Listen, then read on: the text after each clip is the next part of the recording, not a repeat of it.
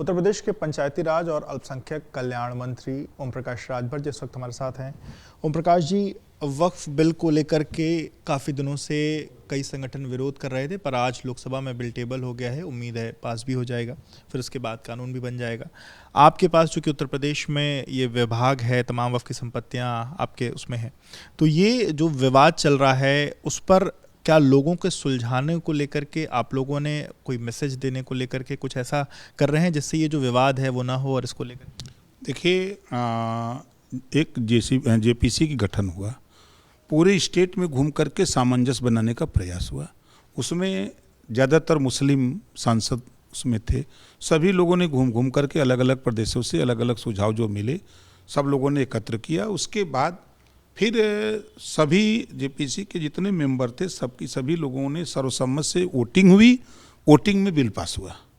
फिर वो स्पीकर के पास गया, लोकसभा में गया, तो लोकसभा में फिर वो उस पर समीक्षा हुई, तो वो बिल सदन पे आज पेश हुआ है उसको पास कराने के लिए।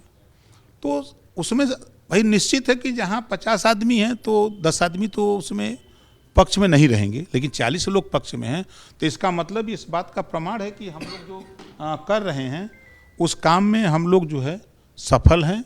और सफलता का रीज़न यही है कि सबकी राय ली गई है। अब लोग माने ना माने अलग बात है कि मान रहे हैं नहीं मान रहे हैं, लेकिन हम लोग जो देख रहे हैं उससे काफ़ी लोग संतुष्ट हैं। पर अभी जिस तरीके से देखने को आया, जब आखिरी जुमा था उस दौरान कई जगहों पर विरोध प्रदर्शन लोगों ने काली पट्टी बांध कर किया। ईद के दिन काली पट्टी बांधी गई। तमाम जो मुस्लिम संगठन हैं उन्होंने पहले दिल्ली में प्रदर्शन किया, फिर बिहार में प्रदर्शन किया। तो ये जो उनकी आपत्ति है वो ऐसी क्या आपत्तियां हैं जो आपको लगता है कि आप लोग दूर नहीं कर पा रहे? देखिए, उसके जिम्मेदार कांग्रेस सपा बसपा के लोग हैं। उनमें बड़े पैमाने पर शिक्षा नहीं है जिससे वो जो नया बिल है उसको पढ़ें। उनके पास चूँकि ज्ञान नहीं, उस नाते बहुत बड़े पैमाने पर। और जिन लोगों के पास ज्ञान है, जो समझदार हैं, वो वक्फ बोर्ड की संपत्ति पर कब्जा किए हुए हैं। वही लोग उन लोगों को उस्का करके आंदोलन करा रहे हैं कि कल ये वक्फ बोर्ड की संपत्ति में बंटवारा होगा, जो हम लोग एक तरफा छत्र राज करके बेच रहे हैं और उसका लाभ ले रहे हैं, तो वो कल इसमें बंटवारा होगा। इस नाते ये लोग जो वक्फ बोर्ड की संपत्तियों पर कब्जा किए हुए हैं, जो मालिक बन के बैठे हैं, वो लोग विरोध कर रहे हैं कि इसमें जो गरीब मुसलमान हैं, जो महिलाएं हैं मुस्लिम, उनको इसका हिस्सा देने की मंशा सरकार की है कि उनको भी मिले, तो वो लोग नहीं चाह रहे हैं।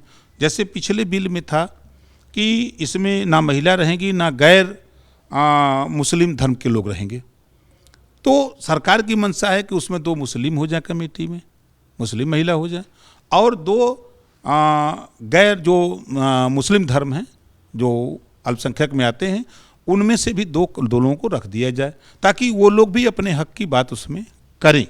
जब कहीं बैठक हो तो 4 लोग रहें तो अपनी बात मनवा ले, कहें, तो ताकि महिलाओं को भी हक मिले, गरीब मुसलमानों को मिले। ये नए बिल में प्राविधान है। और जो किसी की प्रॉपर्टी को वक्फ बोर्ड के आके कह दें कि मेरी संपत्ति है, तो फिर उसके बाद वो जा कर के वक्फ पर ट्रिब्यूनल कोर्ट में दाखिल करते हैं, वहाँ से फैसला हो गया कि ये वक्फ बोर्ड की संपत्ति है, तो फिर वो निजी प्रॉपर्टी वाले को कोई अधिकार नहीं कहीं जाए। तो सरकार का मानना है कि उस निजी प्रॉपर्टी वाले को वो वक्फ ट्रिब्यूनल कोर्ट से अगर जो फैसले होते हैं उसके खिलाफ अगर वो संतुष्ट नहीं है, तब वो रेवेन्यू कोर्ट जाए, हाई कोर्ट जाए, वहाँ जा कर के वो अपील करके अपना पक्ष करके लड़ सकता है। ये प्राविधान सरकार ने नए बिल में ला रखा है। तो जो लोग विरोध कर रहे हैं उनको इसी बात की चिंता है कि जब बंटवारा होगा तो पूरे माल पर कब्जा हमारा कैसे होगा, जो संपत्ति बेच के। जो गरीब मुसलमान हैं उनका भी फ़ायदा हो सकता है, इस कारण बड़े लोग वो फ़ायदा ना मिले उनको, इस कारण विरोध कर रहे हैं। देखिए, 100% जो मजबूत मुसलमान हैं, जो वक्फ बोर्ड की संपत्ति पर कब्जा किए हुए हैं, बेच बिकन रहे हैं, पैसा उससे अर्जित कर रहे हैं, वही लोग विरोध कर रहे हैं कि गरीबों को इसका हक न मिले।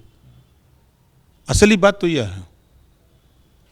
ये जो तमाम मुस्लिम संगठन, उनका ये कहना है कि भले ही लोकसभा और राज्यसभा से ये पास हो जाए, पर वो इसकी लड़ाई आगे भी लड़ेंगे, सुप्रीम कोर्ट तक जाएंगे और वो किसी भी हाल में इस बिल की खिलाफत जो है अपनी जारी रखेंगे। तो कहाँ कोई मना कर रहा है?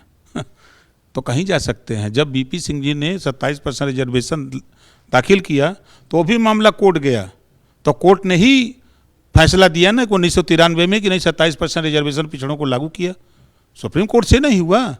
तो जो फैसला हो जाता है लोकसभा राज्यसभा से ना, वो वही फैसला बरकरार रहता है।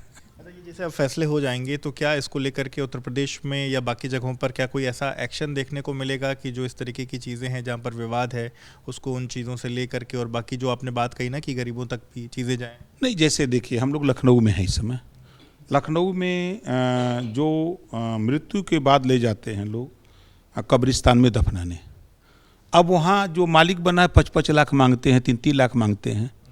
अब वही मालिक है, अब वहाँ कमेटी में अब महिलाएं भी हो गई और लोग हो गए, कमज़ोर भी हो गया, तो वो वहाँ रोक लगाया कि नहीं खबरदार, ये नियमावली नहीं है, अगर वो कब्रिस्तान है तो सबके लिए है, आप वहाँ पैसा नहीं ले सकते। उसी तरह वक्फ बोर्ड की ज़मीनों का है, अगर वो गरीब को देना है तो गरीब को देने में आप उससे पैसा नहीं ले सकते।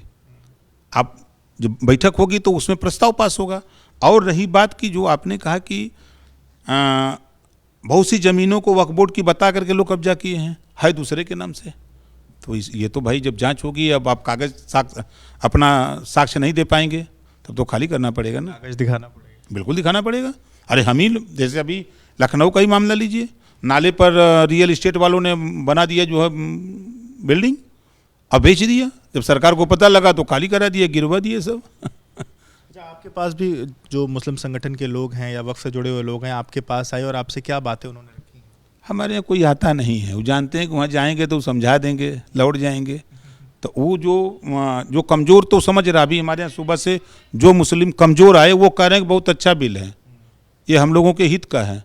लेकिन अब वो लोग जो जानते हैं कि हम गलत कर रहे हैं, हम अपने समाज को ही धोखा दे रहे हैं, तो वो लोग तो हमारे यहाँ नहीं आएंगे ना। लेकिन गरीब मुसलमान खुश हैं। हाँ, गरीब मुसलमान खुश है।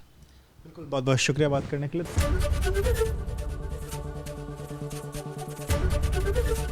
एबीपी गंगा, खबर आपकी, जुबान आपकी।